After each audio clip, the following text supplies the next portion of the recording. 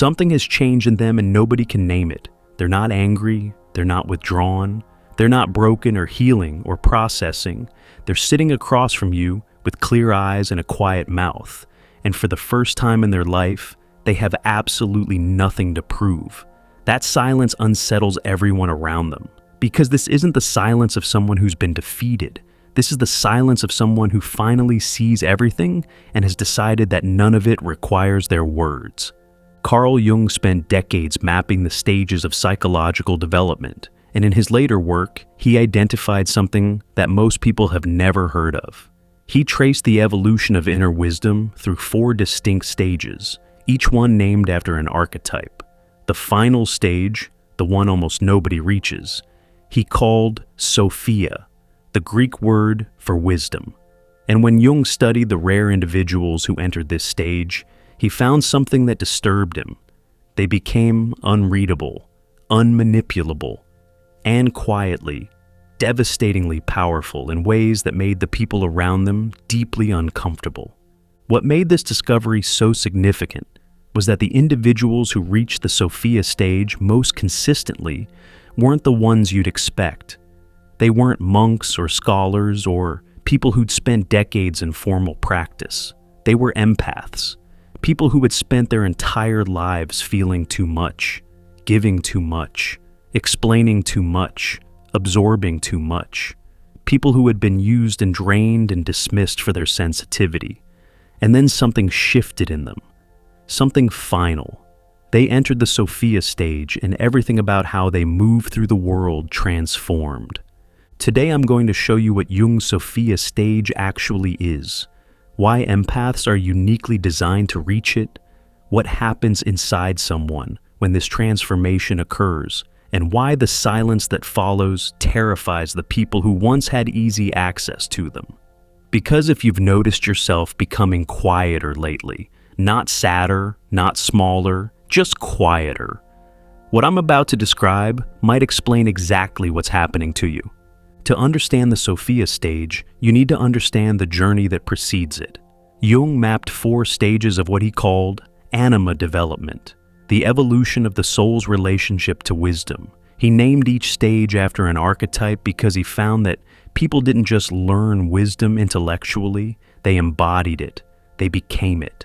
And each stage represented a fundamentally different way of relating to the world. The first stage Jung called Eve. This is the stage of survival and instinct. The person in the Eve stage is reactive. They feel things and immediately act on those feelings. They love and they cling, they hurt and they lash out. They fear and they flee. There's no space between stimulus and response. The empath in the Eve stage absorbs every emotion in the room and drowns in all of it. They have no filter, no discernment, no ability to separate their own experience from everyone else's. They're pure feeling with no container. The second stage Jung called Helen. Named after Helen of Troy, beauty, desire, projection. In this stage, the person begins to develop awareness but uses it for attachment. The empath in the Helen stage starts to understand their patterns but channels that understanding into trying to fix others, heal others, be indispensable to others. They see people's wounds and make it their mission to mend them. They recognize dysfunction but stay anyway because they believe their love can transform it. Their awareness has grown, but it's still in service to external validation. They're seeing more clearly, but they're using that clarity to bind themselves more deeply to people who drain them. The third stage Jung called Mary. This is where things begin to shift. In the Mary stage, the person starts to develop genuine discernment. The empath in this stage begins setting boundaries. Real ones, not the performative kind they'd tried before. They start recognizing that their pattern of rescuing was never about compassion. It was about control, about needing to be needed, about avoiding the terrifying emptiness of not having someone else's crisis to manage. The Mary stage is painful because it requires facing how much of what the empath called love was actually fear wearing a generous mask. But the fourth stage, Sophia, is where everything transforms completely. And Jung found that this stage doesn't arrive gradually. It arrives like a door closing. One day the empath is still explaining, still trying, still hoping the right words will make someone understand. And then something in them recognizes that the words were never the problem. The other person's unwillingness to hear was the problem, and no amount of eloquence can overcome someone's determination not to understand. That recognition is the threshold of Sophia, and once an empath crosses it, they don't go back. Jung documented what happens inside someone when the Sophia stage activates. The first thing he noticed was a dramatic reduction in speech, not depression, not withdrawal, a deliberate, conscious quieting. The empath who used to explain themselves for 20 minutes realizes that explanation is a form of begging. They were begging to be understood, begging to be seen, begging for the other person to acknowledge a reality they could already perceive. And in the Sophia stage, that begging ends. Not because they've given up on being understood, because they no longer need to be understood by people who consistently choose not to. This is the silence that makes people nervous. When someone who always explained stops explaining. When someone who always justified stops justifying. When someone who always gave second chances simply doesn't. There's no argument, no drama, no long conversation about why. There's just quiet. And that quiet carries more weight than anything they ever said. Jung observed that people around the Sophia stage empath often escalated when the silence began. They'd provoke, push buttons that always worked before, create crises designed to pull the empath back into their old pattern of responding, rescuing, engaging. And the Sophia stage empath would watch all of it without flinching. Not because they didn't see what was happening, because they saw it completely. Every manipulation, every tactic, every desperate attempt to restore the old dynamic, and simply chose not to participate. This is what Jung meant when he described Sophia as dangerous. Not dangerous in the sense of aggressive or harmful, dangerous in the sense of uncontrollable. A person in the Sophia stage cannot be manipulated through guilt because they've integrated their shadow around obligation, cannot be manipulated through fear because they've faced the thing they were most afraid of, being alone with themselves, and survived it. Cannot be manipulated through love bombing because they've learned the difference between genuine affection and strategic warmth deployed to regain access. The Sophia stage empath has become the one thing that every manipulative system depends on never happening. They've become someone who sees everything and needs nothing from the people they're seeing.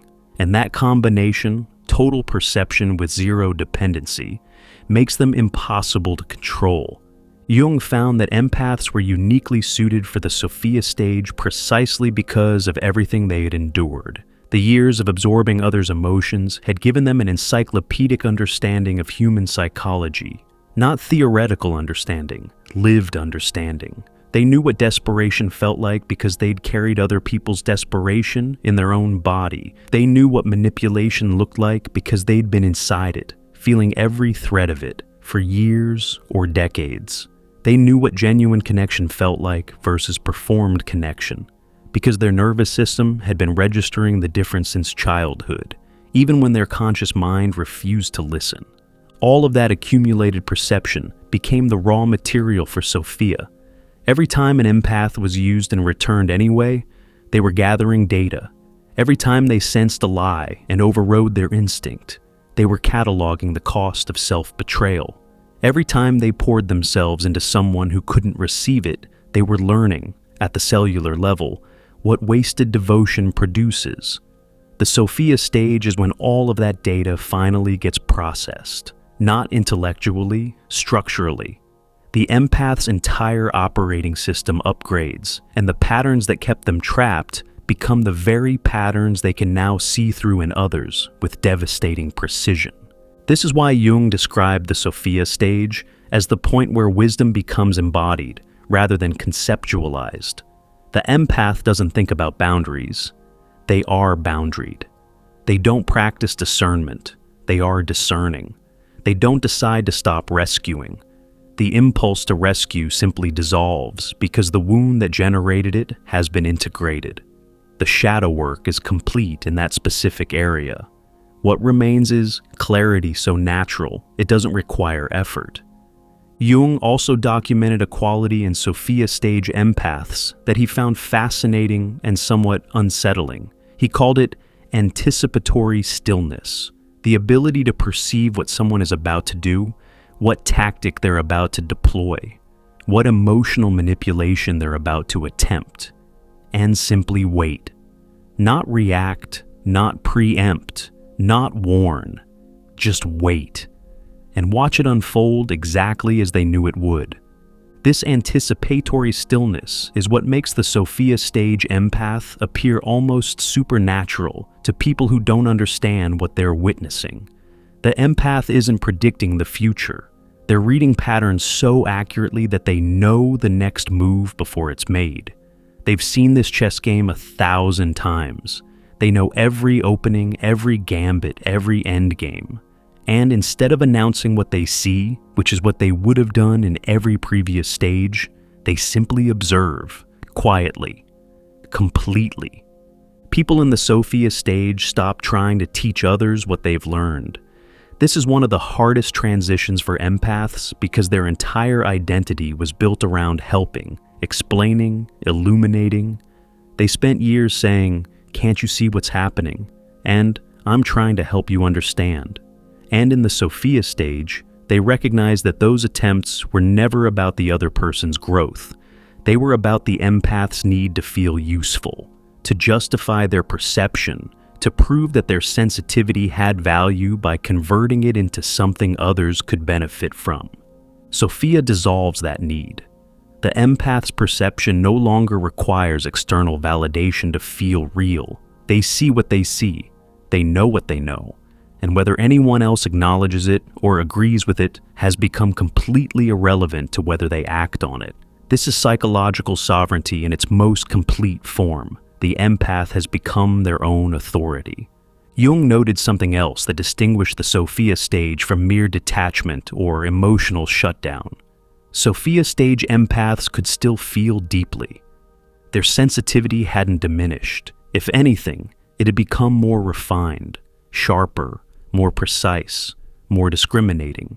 They could feel someone's pain and choose not to carry it, could perceive someone's wound and choose not to treat it, could sense someone's desperation and choose not to answer it. The feeling was still there. The compulsion to act on it was gone. And this might be what Jung understood as the true hallmark of the Sophia stage, that the empath's relationship to their own feeling had fundamentally changed. In every previous stage, feeling and action were fused. They felt, therefore, they acted. Someone was hurting, so they helped. Someone was lying, so they confronted. Someone was manipulating, so they explained what was happening. The feeling demanded a response, and the empath obeyed. In the Sophia stage, feeling becomes information, pure data. The empath feels everything they always felt, but now that feeling passes through a filter of integrated wisdom before it reaches their behavior. They feel the pull to rescue and recognize it as an old pattern, feel the urge to explain and see it as a need for validation, feel the desire to fix and understand it as avoidance of their own discomfort with witnessing suffering they can't change. The feelings are still present, but they no longer dictate action. And if this resonates with something you've been moving through, this shift from compulsive feeling into quiet knowing, then you already understand that this kind of wisdom doesn't come from reading about it. It comes from the kind of honest inner confrontation that most people spend their entire lives avoiding. Our guide, True Self-Discovery, was built for exactly this stage of the journey. 24 reflection exercises rooted in Jung's teachings, designed not to give you answers, but to take you deeper into the questions only you can sit with. If you're ready to meet yourself in that silence, click below and begin. Jung found that the Sophia stage empath silence had a specific effect on different types of people. With healthy individuals, people who had done their own psychological work, The empath silence created space for genuine connection. These people didn't need the empath to perform warmth or constantly reassure them. They could sit in the quiet together. They could share space without filling it with noise. The Sophia stage empath's presence became a kind of permission for others to also be still, also be real, also stop performing. But with unhealthy individuals, people who operated through manipulation, control, projection, or unconscious consumption of others' energy, the empath's silence was experienced as threat. Because silence removes all the handholds that manipulative people depend on. When you stop explaining, they can't twist your words. When you stop defending, they can't create arguments. When you stop engaging emotionally, they can't feed off your reactions. When you stop trying to be understood, they lose the leverage that your need for understanding always gave them. Jung described this dynamic as the withdrawal of psychological supply. The Sophia stage empath, without doing anything aggressive or confrontational, simply stops providing the emotional material that unhealthy people need to maintain their patterns. And this withdrawal, this quiet, non-dramatic cessation of availability, is more devastating to manipulative systems than any confrontation could ever be. Because you can argue with words, you can't argue with absence. This is why Jung used the word dangerous. The Sophia stage empath becomes dangerous to every system, relationship, and dynamic that depended on their overfunctioning. Dangerous to the family that needed them to be the emotional manager. Dangerous to the partner who needed them to be the one always trying harder. Dangerous to the friend who needed them to be available at all hours for every crisis. Dangerous to the workplace that relied on their inability to say no. The empath hasn't become cruel. They've become unavailable for exploitation. And in systems built on exploiting their sensitivity, their unavailability feels like an act of war. Jung was careful to distinguish the Sophia stage from the kind of emotional shutdown that looks similar on the surface but is psychologically opposite.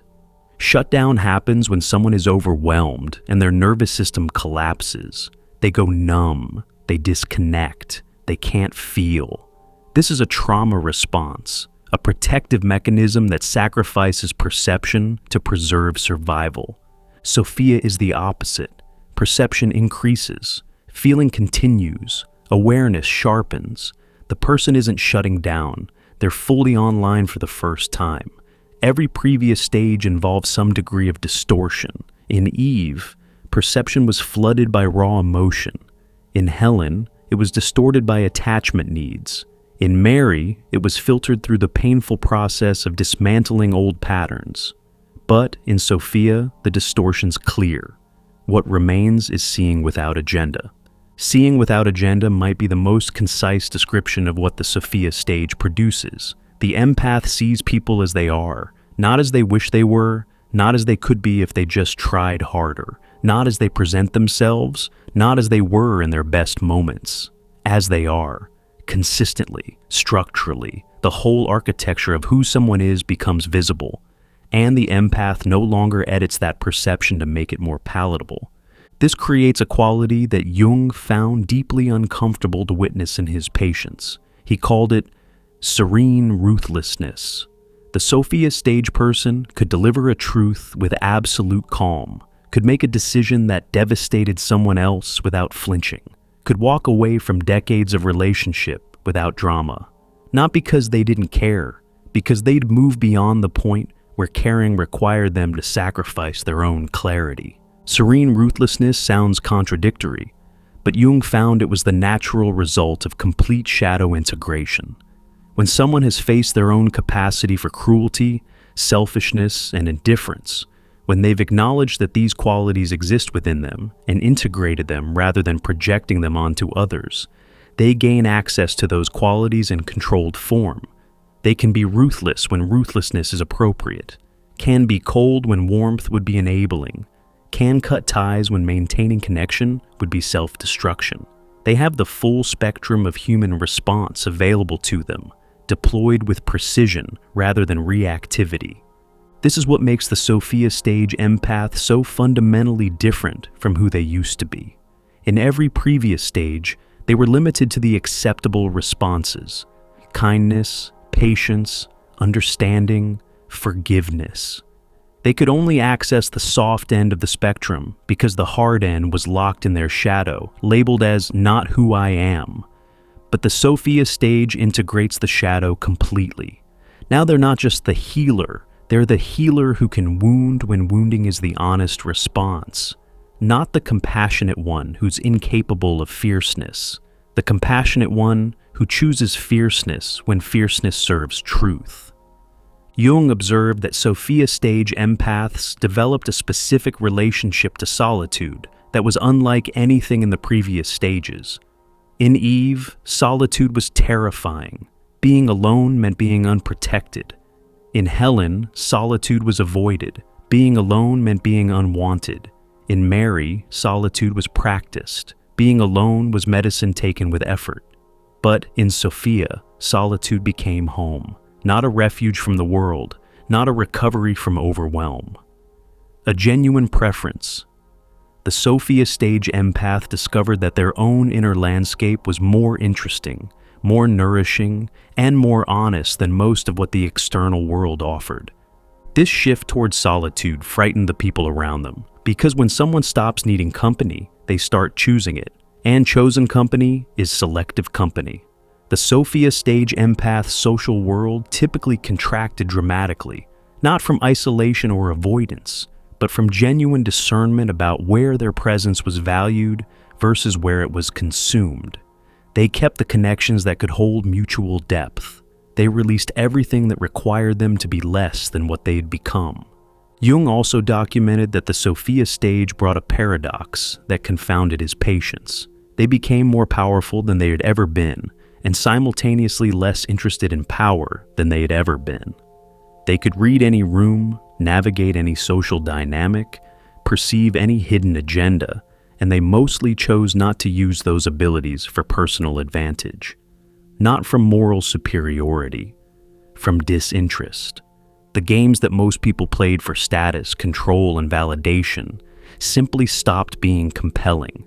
The empath could see every move on the board and found that winning was no longer interesting. What was interesting, what the Sophia stage oriented them toward, was truth.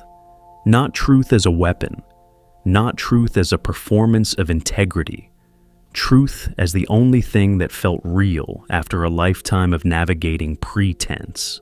The Sophia stage empath became someone who could only tolerate the genuine conversation, genuine connection, genuine expression. Everything performed, curated, or strategically presented felt unbearable. Not because they judged it, because their system had recalibrated so completely that falseness registered like a physical discomfort, something their body rejected before their mind even named it. This is ultimately why Jung chose the name Sophia for this final stage. In ancient traditions, Sophia wasn't just knowledge. She was the wisdom that comes from suffering fully digested, the understanding that emerges only when someone has lived through confusion, betrayal, self-deception, and loss, and come out the other side, not bitter, but clear. Sophia is what remains when everything false has been burned away. Not purity, not perfection, clarity. The ability to perceive what is without needing it to be different. And empaths, Jung concluded, were designed for this destination. Their entire journey, the overwhelming sensitivity, the boundary violations, the years of absorbing what was never theirs, the painful awakening of discernment, the grief of releasing relationships that couldn't hold their growth, all of it was preparation. Every wound was curriculum. Every betrayal was data. Every collapse was clearing space for what would eventually emerge. The silence of the Sophia stage empath isn't empty. It's the fullest silence there is. It contains every lesson they've ever learned, every pattern they've ever recognized, every truth they've ever perceived, and been punished for perceiving. It contains all the words they used to speak and all the explanations they used to offer, and all the pleading they used to do. It holds everything, and it releases nothing that isn't earned. If you recognize yourself in this, if the silence has been growing in you not as absence but as presence, not as withdrawal but as arrival, then you're not losing yourself. You're finding yourself in the only way that lasts. Jung would tell you that the Sophia stage isn't something you achieve. It's something you surrender into when you've exhausted every other way of being. It's what remains when the performing stops, the rescuing ends, the explaining ceases, and you're left standing in the quiet with nothing but your own unfiltered perception of reality. That perception is the gift. That silence is the power. And the people who find it dangerous were always the ones who depended on your noise. Jung spent his life mapping the journey from unconsciousness to wisdom, and he found that the final stage was always the quietest.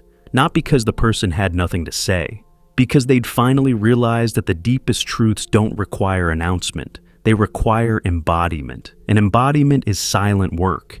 If you're standing at that threshold, or somewhere along the road that leads to it, and you're ready to go deeper into the inner work that no one else can do for you, our guide, True Self-Discovery, offers 24 reflection exercises drawn from Jung's teachings, each one designed to help you find your way within.